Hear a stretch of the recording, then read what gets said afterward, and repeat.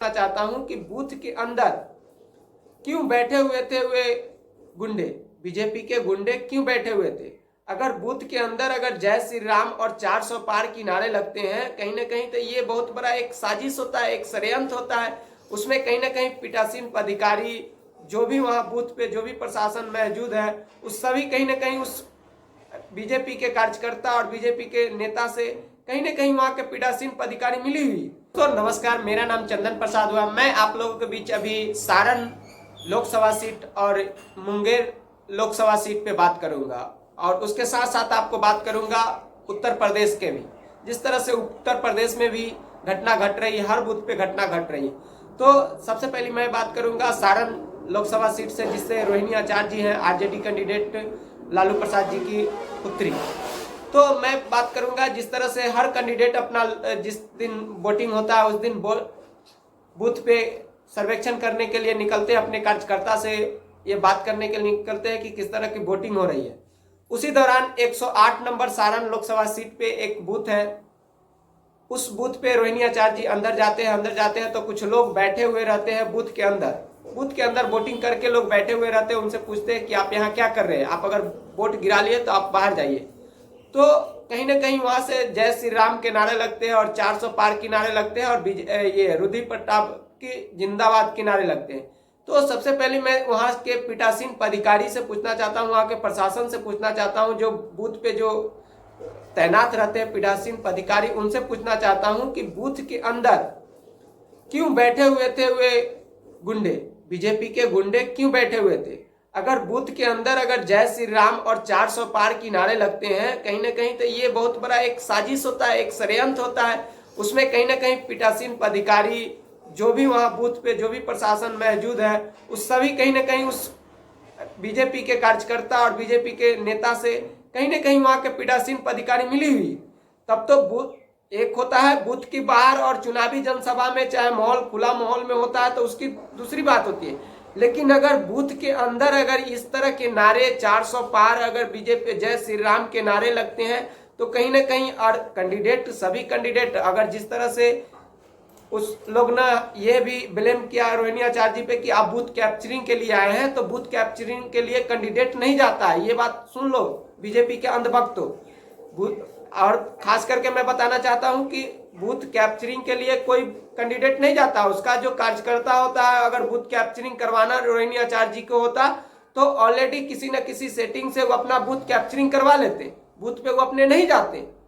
तो मैं कहना चाहता हूं कि जिस तरह से ये बौखलाहट बीजेपी के अंदर है, एक बौखलाहट नजर आ रही है कि, और जिस तरह से भद्दी रोहिणी आचार्य जी को गाली देना, तो ये नापुंसक लोगों की काम है कि एक लेडीज महिला कैंडिडेट को जिस तरह के भद्दी गाली देना, तो ये नापुंसक लोग हैं जो बीजेपी के नामर्द लोग हैं, ये इस तरह के व्यवहार करना। और बड़ी बात है कि एक बौखलाहट पूरे भारत में एक बौखलाहट नजर आ रही है, खास करके बिहार में तो पूरा बौखलाहट नजर आ रही है कि जिस तरह से उजियारपुर में घटना हुआ, उसके बाद मुंगेर में भी हुआ, मुंगेर में शोषित वंचित लोगों को जिस तरह से वोटिंग करने से रोका गया, कुमारी अनीता जी पे हमला हुआ, उनके बालों खींच दिया, उनको क्लचर खींच दिया, उनके गाड़ी पे उनके बॉडीगार्ड पे हमला हुआ।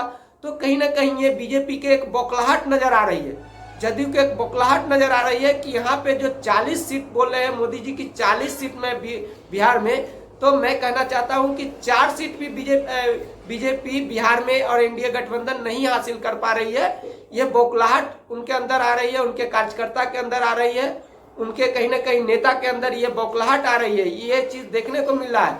उसके सारण में उसके एक दिन बाद गोली चलती है, जिस गोली में एक लोगों को मौत हो जाती है, 2 लोग अभी हॉस्पिटल में भर्ती है।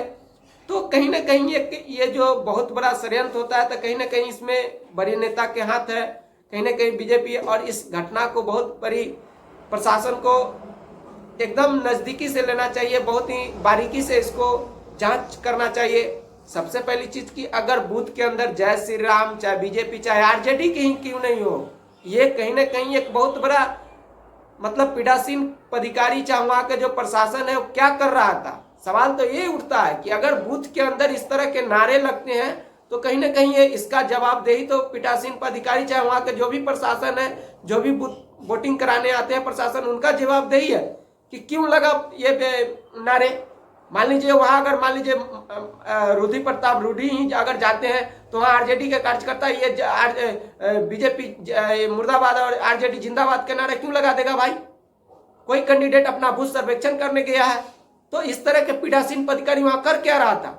सबसे पहले इस पे सवाल उठता है और इस सवाल कहीं ना कहीं इस पे जांच होना चाहिए। पीठासीन पदाधिकारी कर क्या रहा था? कहीं ना कहीं पीठासीन पदाधिकारी वहां से मिले हुई थी, कहीं ना कहीं बीजेपी से मिला हुआ था, इसीलिए तो इस तरह से होता है। और एक चीज और मैं बताना चाहता हूं, जिस तरह से मुंगेर में आनंद सिंह को 15 दिन के पेरोल पे निकाला जाता है। 15 दिन के अगर पेरोल पे निकलता है और बोलते हैं कि मैं अपने भाई के जमीन बंटवारे के लिए आया हूं, तो मैं पूछना चाहता हूं कि ये चुनाव जो मुंगेर का जो चौथे चरण का चुनाव था उसी टाइम मतलब एकदम 2 दिन बाद, चुनाव के 2 दिन बाद हमको ये समय मतलब उस एकदम दरमियान में निकाला, तो कहीं ना कहीं ये बहुत बड़ा एक साजिश, बहुत बड़ा षड्यंत्र। और मुंगेर में इसलिए कि शोषित वंचित अति पिछड़ा लोगों को आनंद सिंह से धमकाया जाए, वोटिंग नहीं कराया जाए। और ये सामने भी आया कि वोटिंग नहीं हुआ, शोषित वंचित लोगों को वोटिंग से रोका गया। हर कुछ बूथ पे ऐसा भी हुआ, हमला भी, और कुमारी अनीता के साथ भी हमला हुआ।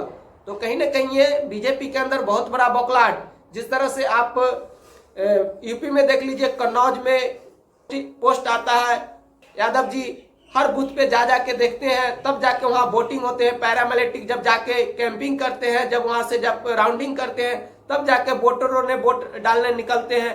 तो ये हर जगह जो होता है, ये कहीं ना कहीं एक बहुत बड़ा बौखलाहट बीजेपी के अंदर आ रही है और बहुत बड़ा ये हार की एक मतलब नज़ारा देखने को मिल रहा है। कहीं ना कहीं ये बीजेपी के अंदर और बीजेपी कार्यकर्ताओं के अंदर एक बौखलाहट नजर आ रहा है कि किसी तरह ऐसा एक उत्पन्न करे कि इससे मतलब कहीं ना कहीं क्षतिग्रस्त हो, नुकसान हो, वोटर नहीं आ पाए, वोटर डरे।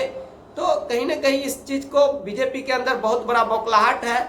जिस तरह से देख लीजिए हर क्षेत्र में कुछ ना कुछ होते जा रहा है, तो इनका प्रशासन, चुनाव आयोग इस पे क्या कर रहा है, इसका भी जांच होना चाहिए। चुनाव आयोग इस पे क्या चुप बैठे हुए हैं, आप देख लीजिए मुंगेर में। तो इस तरह के बीजेपी के अंदर बौखलाहट एक नजर आ रही है। और इसी के साथ अपना बात समाप्त करते हैं। जय हिंद, जय भारत।